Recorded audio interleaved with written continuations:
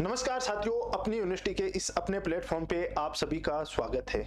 आज अपन एक महत्वपूर्ण इंटरव्यू है उसके बारे में चर्चा करने वाले हैं और वो इंटरव्यू है राजस्थान के अंदर जो स्कूल लेक्चरर होता है, फर्स्ट ग्रेड होता है, उसके अंदर जो फर्स्ट रैंक हासिल की है उन शख्सियत से मैं आज मिलाने वाला हूँ।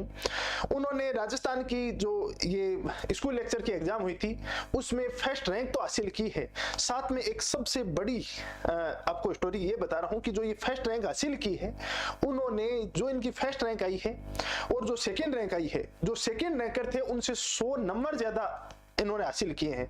मतलब फर्स्ट रैंक भी इस तरीके से हासिल की है कि इनके जो सेकंड नंबर था उससे 100 नंबर आगे हैं। ये अपने आप में बहुत बड़ा अचीवमेंट है।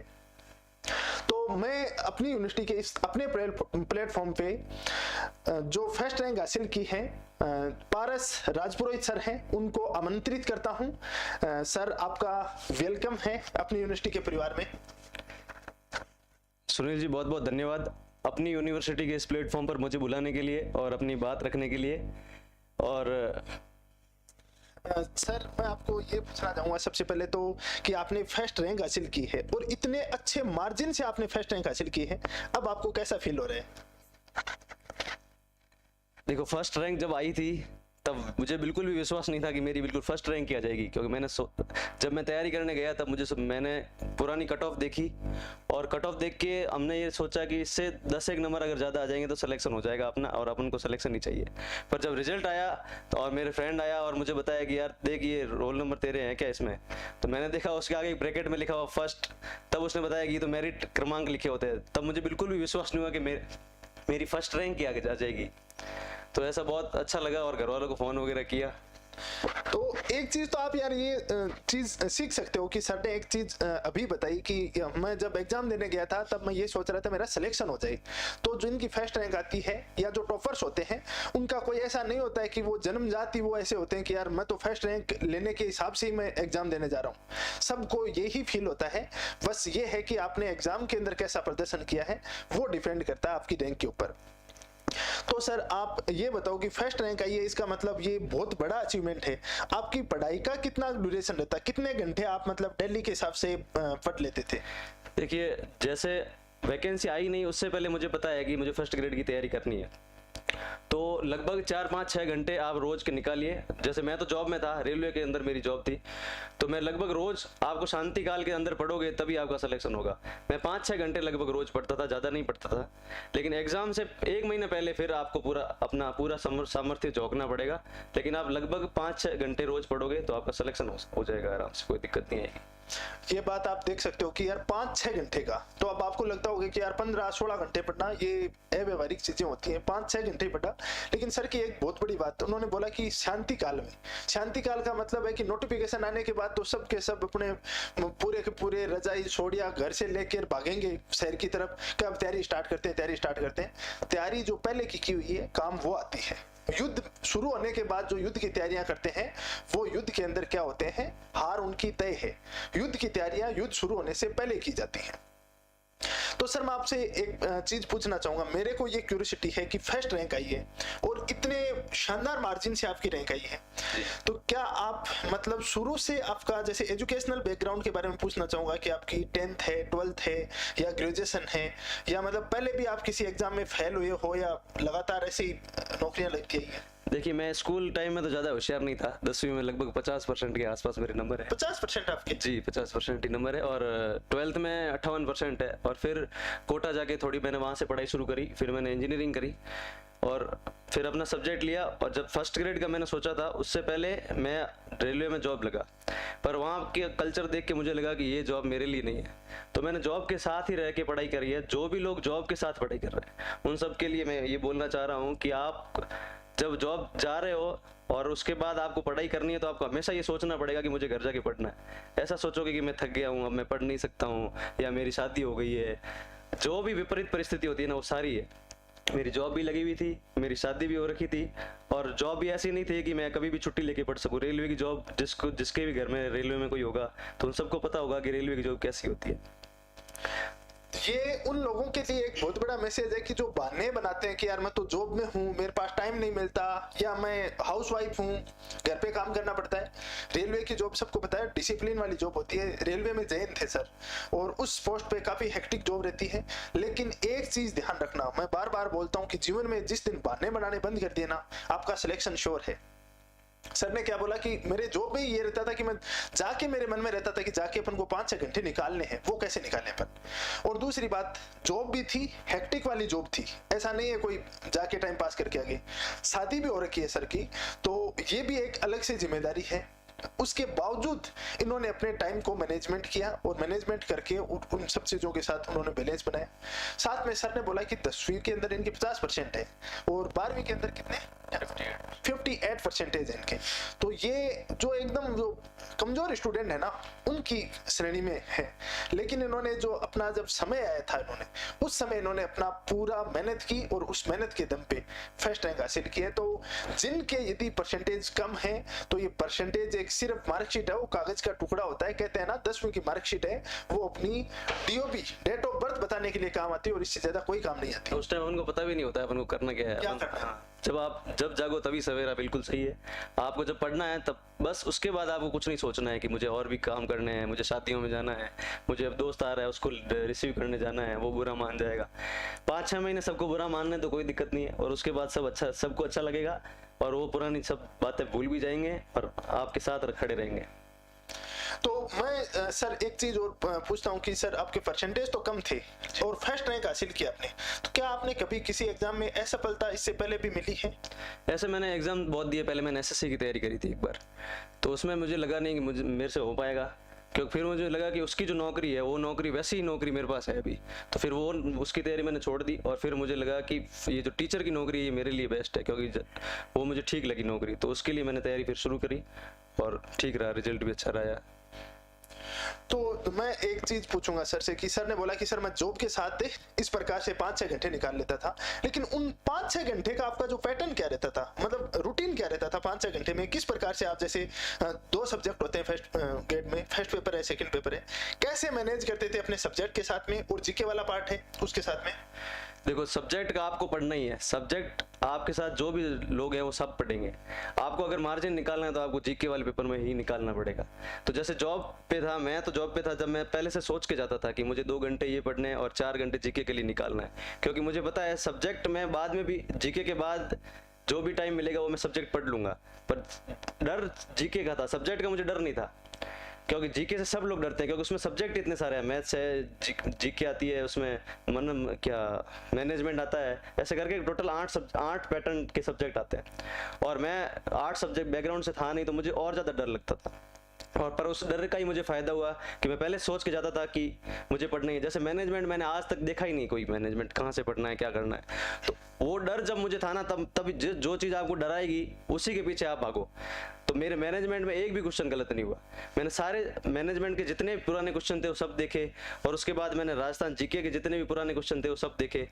तब धीरे धीरे डर खत्म हुआ ना, उसके बाद थोड़ा कॉन्फिडेंस आया कि हाँ अब अपन कर सकते हैं, कोई दिक्कत नहीं है। तो सबसे बड़ी बात यही है कि जिसने कभी कोई भी टॉपिक नहीं पढ़ा है ना, तो वो भी डरने की बिल्कुल भी जरूरत नहीं है। आप पुराने क्वेश्चन देखो कि क्या क्या आ रहा है, मुझसे हो जाएगा, मैं धीरे धीरे कर लूंगा। आप अपने ऊपर विश्वास रखो बस, बाकी हो जाएगा आराम से, कोई दिक्कत नहीं है। तो सर क्या आप एग्जाम देने गए थे तब ये सबसे बड़ी मतलब क्वेरी जाती है स्टूडेंट की, अभी असिस्टेंट प्रोफेसर का एग्जाम हुआ था कि सर बहुत डर लग रहा है, बहुत डर। क्या एग्जाम से शुरू में आप फर्स्ट रैंक हासिल की है, उससे पहले आपको भी ऐसा लग रहा था, कुछ फील हो रहा था? देखिए, डर सबको लगता है, ऐसा कोई आदमी नहीं है जिसको डर नहीं लगता है। जो ये बोलता है कि मुझे एग्जाम से पहले डर नहीं लगता है, तो इसका मतलब समझ लो उसने पढ़ाई करी ही नहीं है, या वो झूठ बोल रहा है। जो पढ़ाई करेगा उसको डर लगेगा। अनसक्सेसफुल होने का डर सबको लगता है। वो सबको ये लगता है कि मैंने इतना सारा पढ़ा है, और एग्जाम से 1 घंटे पहले लगता है कि मुझे तो कुछ नहीं आ रहा है। आपको ऐसा लग रहा है तो ठीक है, कोई दिक्कत नहीं है, सबको ऐसा ही लगता है। एक सर जैसे सबसे बड़ा क्वेश्चन रहता है कि इसकी तैयारी है फर्स्ट ग्रेड की, वो कब से शुरू करें? इसका एक सबसे उपयुक्त समय है, वो कितने महीने पहले शुरू करें अपन? क्या इसका वो रहे, इसका मतलब टाइम ड्यूरेशन वगैरह? आप अपना कॉम्पिटिटर कौन है उससे देख लो। अगर वो नहीं पढ़ रहा है और आप अगर पढ़ रहे हो, इसका मतलब आपका सिलेक्शन हो जाएगा। जब पूरी दुनिया मजे कर रही है और आप भी मजे कर रहे हो, तो आपका भी सिलेक्शन नहीं होगा। मैंने वही फिर से बोल रहा हूँ, जब नोटिफिकेशन भी नहीं आया है, बाजार में बात भी नहीं चल रही, अगर उस टाइम आप किताब खोल के बैठे हो ना, आप चाहे भले 2 घंटे बैठे हो 4 घंटे बैठे हो, तो आपका सिलेक्शन कोई नहीं रोक सकता है, ये मैं मेरे से लिखवा के ले जाओ। लेकिन नोटिफिकेशन आया उसके बाद आप सोच रहे हो मैं 12-12 घंटे पढ़ लूंगा, तो देखो हो भी सकता है, लेकिन अगर आप पहले नोटिफिकेशन आने से पहले तैयारी शुरू कर दोगे तो आपका सिलेक्शन गारंटीड हो जाएगा। ये बहुत बड़ी बात है। शांति काल के दौरान जो तैयारी की हुई होती है, एक तो वो चीजें क्या होती हैं अपने दिमाग में परमानेंट होती हैं, उनमें किसी प्रकार का कंफ्यूजन नहीं होता। बाद में तो क्या होता है कि अपने बहुत उतावलापन हो जाता है, अपन ऐसे भाग भाग के ये करें वो करें, और उस चक्रों में कुछ भी नहीं कर पाते। बिना डर के ही पढ़ाई होती है हमेशा। बाद में तो डर लगने लगता है कि वो भी पढ़ रहा है मैं भी पढ़ रहा हूँ, ऐसा नहीं होता है। तो शांति काल में जो पढ़ाई की हुई है वो उसका जो फ्रूट है वो अलग ही खिलेगा। वो अभी टाइम चल रहा है, अभी जैसे नोटिफिकेशन नहीं आया है, सबको पता है ना आने वाला है, फिर भी कोई जो लोग नहीं पढ़ रहे हैं उनको मैं यही कहना चाहता हूँ कि नोटिफिकेशन आ जाएगा, उसके बाद आपको बहुत अफसोस होगा कि मैंने पहले 1 महीना क्यों खराब कर दिया। तो अभी से पढ़ाई शुरू कर दो, क्योंकि नोटिफिकेशन आपको भी पता है आने ही वाला है। तो अभी जो पढ़ाई करोगे ना वो आपको सिलेक्शन की ओर ले जाए। एक सर तैयारी के दौरान मतलब सबसे बड़ी दिक्कतें सभी के साथ में देखने को मिलता है कि सभी को डिमोटिवेशन होता है, कुछ मतलब लो फील होता है कि यार क्या होगा, सिलेक्शन नहीं होगा। तो क्या आपको भी ऐसा सब चीजें लग रही थी, इस तरह की ये फीलिंग होती थी? देखिए मैंने भी, भाई जो भी पढ़ाई करेगा ना उसको सबको एक बार तो डिमोटिवेशन आता ही है। ग्राफ है वो हमेशा ऊपर ही ऊपर नहीं जाता है, हमेशा ऊपर नीचे जाता है। तो अगर डिमोटिवेशन आता है तो आप अपने आप शांति से बैठिए और जो आपको चीज़ अच्छा लगता है वो करिए। लेकिन आपने पढ़ाई शुरू क्यों करी थी, किस लिए आपने पढ़ाई शुरू करी, बस वो कभी मत भूलो। अगर वो नहीं भूलोगे ना तो आप अपने आप थोड़ी देर अगर डिमोटिवेट भी होंगे तो अपने आप मोटिवेशन आपको मिल जाएगा। आप हमेशा ये ध्यान रखोगे आपने पढ़ाई शुरू क्यों करी। आपने टाइम पास के लिए कोई पढ़ाई शुरू नहीं करता, कोई मेहनत नहीं करता है, सबके पीछे कोई ना कोई कारण होता है। ठीक है, तो आपका कारण अगर मजबूत है ना तो आपको हमेशा मोटिवेट रहोगे आप। एक सर मतलब सबसे बड़ा क्वेश्चन ये भी है कि आपकी जॉब भी थी और काफी हेक्टिक वाली जॉब थी। सेकंड चीज आपकी शादी भी हो रखी है और सर के एक प्यारी सी बच्ची भी है, और इतने सब चीजों में आप रिस्पॉन्सिबिलिटी भी काफी थी, जॉब की भी अलग से थी।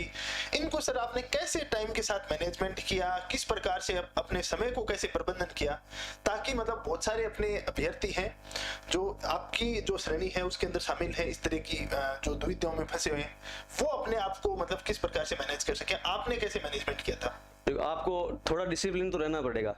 सबका मन करता है कि घर पे रहें, आराम से बातचीत करें, बाहर घूमने जाएं, बच्चे खिलाएं और टाइम पास, मतलब ऐसा सब चाहते हैं कि अपने मन की बात करें, पर आपको मन को मारना पड़ेगा। आप जितने भी टाइम 8-9 घंटे की ड्यूटी है आपकी उसको हटा के, या आप जो पूरे दिन पढ़ रहे हैं उनके लिए तो अच्छा है, अगर वो भी टाइम खराब कर रहे हैं तो फिर क्या बोले उनको। लेकिन जो लोग जॉब में है या हाउसवाइफ है वो सब कैसे कर सकते हैं। देखिए जैसे मैं घर गया तो मुझे पता है कि बच्चों के साथ टाइम खराब हो जाएगा, तो मैं लाइब्रेरी चला गया। अब लाइब्रेरी कोचिंग तो मैं नहीं जा सकता क्योंकि मेरी शिफ्ट ड्यूटी है, कभी सुबह कभी शाम। तो मैं क्या ऑनलाइन प्लेटफॉर्म ने मेरे को जितना फायदा दिया है ना, मैं सबको, जैसे कुछ लोग तो आजकल ये भी ऑनलाइन बहुत घाटा देता है, रील चला लो ये चला लो। देखिए एक ही चीज है, एक ही चीज से कुछ लोग फायदा निकालते हैं, कुछ लोग नुकसान निकाल सकते हैं। हमको क्या करना है उस पर डिपेंड करता है। ऑनलाइन आप देखो, पहली बात तो कोचिंग जाना नहीं, आपका टाइम खराब होगा नहीं, और जहाँ पे भी मेरी जैसे जॉब है तो वहाँ पे कोई ऑनलाइन की कोई सुविधा भी नहीं, तो ऑनलाइन का आप फायदा लीजिए। जैसे मैं लाइब्रेरी गया, मेरे को जो जैसे यूट्यूब पे कुछ देखना है कोई टॉपिक, तो मैंने फटाफट देखा, उसके MCQ देख लिए। खाना खाते टाइम 1 मिनट भी टाइम खराब मत करो। मैं तो क्या बताऊँ, हर टाइम बस आप देखोगे MCQ, कोई भी टॉपिक नहीं आया उसके MCQ देख लिए, करंट अफेयर का एक वीडियो देख लिया, लाइब्रेरी से घर जाते हुए करंट अफेयर का वीडियो देख लिया, खाना खाते टाइम MCQ देख लिए। इस तरह ऑनलाइन जो प्लेटफॉर्म है उसका पूरा फायदा लीजिए आप। ये सबसे बड़ी बात है कि अब वर्तमान में क्या है कि जैसे ऑनलाइन प्लेटफॉर्म आया है, यूट्यूब आया है या सोशल मीडिया आए, और सोशल मीडिया के बहुत बड़े नुकसान है। भाई रील में अपन फंस के तो 1 घंटे तक अपन रील देख रहे हैं, ऊपर निकालते जा रहे हैं, या किसी पॉलिटिक्स का कोई वीडियो शुरू कर दिया तो उस वीडियो के अंदर फंस के, वो आप पे डिपेंड करता है आप में कितना डिसिप्लिन है। चाहो तो आप उन रील के अंदर अपना समय निकाल सकते हो, और दूसरी तरफ चाहो तो आप जो बहुत इंपॉर्टेंट कंटेंट है वो देख सकते हो, जिसका आपको एग्जाम के अंदर फायदा होगा। और यार आप फर्स्ट ग्रेड की तैयारी कर रहे हो तो वो तो आपके ऊपर ही डिपेंड करता है। इतने तो मेच्योर हो ही कि आप रीलों में टाइम खराब करना है, किसी के दबाव में आप कोई भी तैयारी नहीं कर रहे हो। जहां तक लगता है सब अपना खुद का आपका विजन है, अपना खुद का टारगेट है, उसको हासिल करने के लिए करते हो। और पारस सर ने एक सबसे बड़ी बात बताई कि यार मैं जॉब में था और शादीशुदा था और दूर मेरी ड्यूटी थी, तो वहां पे ऑफलाइन कोचिंग करना पॉसिबल ही नहीं था। वहां पे ऑनलाइन एजुकेशन है वो आपके लिए एक रामबाण साबित हो सकता है, और इन्होंने उस चीज को साबित किया भी। वो आपके सामने है, वो किसी को बताने की आवश्यकता नहीं है। फर्स्ट रैंक, वो भी सेकंड रैंकर से 100 नंबर ज्यादा, ये अपने आप में बहुत बड़ी बात जीके में जैसे 75 क्वेश्चन आते हैं, तो मेरे उसमें से 52 क्वेश्चन एकदम सही है, कट कटा के। 52 कट पीट के, मतलब 102 नंबर आएंगे, 104 104 नंबर, बहुत बड़ी बात है। और सर का मैं सब्जेक्ट बता देता हूं, अब तक आपको पता नहीं चला होगा, म्यूजिक सब्जेक्ट में सर, और म्यूजिक के अंदर इनकी म्यूजिक पर भी बहुत शानदार पकड़ है। म्यूजिक सब्जेक्ट में तो इन्होंने एक्सीलेंट हासिल किया है, लेकिन उसके साथ में जीके वाले पार्ट में इन्होंने शानदार स्कोर किया है। 52 क्वेश्चन काट पीट के 75 में से, बहुत बड़ी बात है इसमें।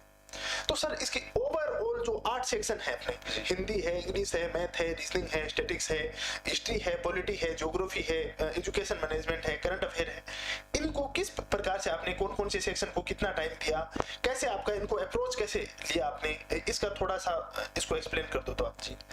देखिए, सबसे पहले जब मैंने शुरुआत करी ना पढ़ाई, तो मैंने सबसे पहले तो सिलेबस ही देखता है हर कोई आदमी। सिलेबस देखा, इसमें मुझे लगा कि मुझे कौन कौन से टॉपिक आते नहीं है, जिसको मैं, अगर भैया एग्जाम का नोटिफिकेशन आ गया तब तो डर शुरू हो जाएगा। तो डर से पहले जो एग्जाम जो मुझे बिल्कुल भी नहीं आता है उसको अपने पकड़ता है। जैसे मैंने मैनेजमेंट उठाया, और जो थी जैसे इंग्लिश है, हिंदी है, जो मुझे बिल्कुल भी नहीं आती उनको मैंने पढ़ना शुरू किया। मैनेजमेंट के लिए मैंने इसके लिए पढ़ लिया, यूट्यूब से पढ़ लिया या इधर उधर से कहीं से भी पढ़ लिया हो, ठीक है। तो ऐसे करके मैंने, सबसे पहली बात यह कि फर्स्ट ग्रेड में ज़्यादातर मुझे लोग जो भी मिले ना, वो सब ये बोलते हैं कि मेरी मैथ्स कमज़ोर है, तो ये यार ऐसे करता हूँ, मैथ्स ज़्यादा फायदा नहीं देगी, मैथ्स छोड़ दूंगा मैं। और कुछ लोग बोलते हैं मैं इंग्लिश छोड़ दूंगा, कोई बोलता है हिंदी छोड़ दूंगा।